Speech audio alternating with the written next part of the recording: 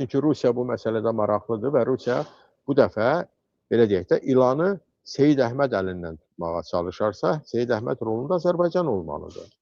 Amma görünən budur ki, İlham Əliyev bu şeyi getmək istəmir. Və məhz ona görə də Rusiya, bəli, getmir.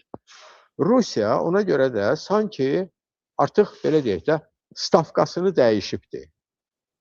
Bilir ki, bunu İlham Əliyevin əlindən eləyə bilməyəcək, çünki ona Ərdoğanın təsiri çox ciddidir.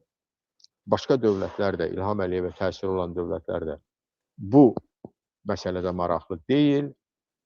Ona görə ki, bu Rusiyanın mövqeyinin güclənməsi demək olacaq Cənubi Qafqazda və onda Rusiya düşünür ki, İlham Əliyevin yerinə başqasını gətirmək lazımdır. Başqası da kim?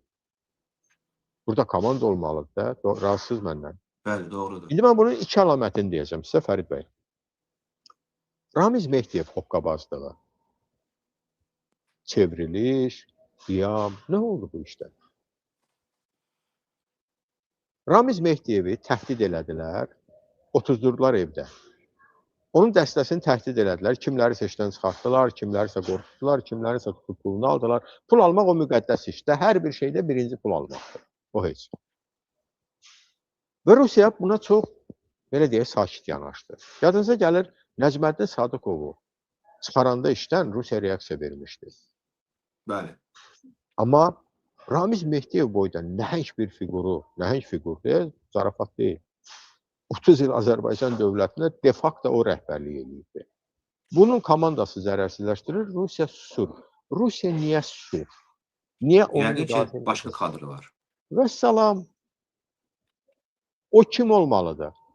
Ramiz Mehdiyev qədər və yaxud ondan az, bir qədər az və yaxud ondan bir qədər çox inzibati resurslara, hakimiyyət mexanizmlərinə təsir edə bilən şəxs. Bu da Mehriban Əliyevadır. Başqa kim var?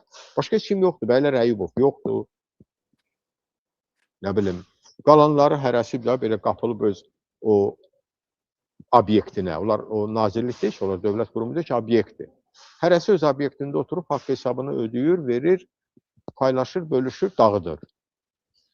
Və yeganə gücə malik olan Paşayevlərdir. Və Paşayevlər də güclənə gedirlər.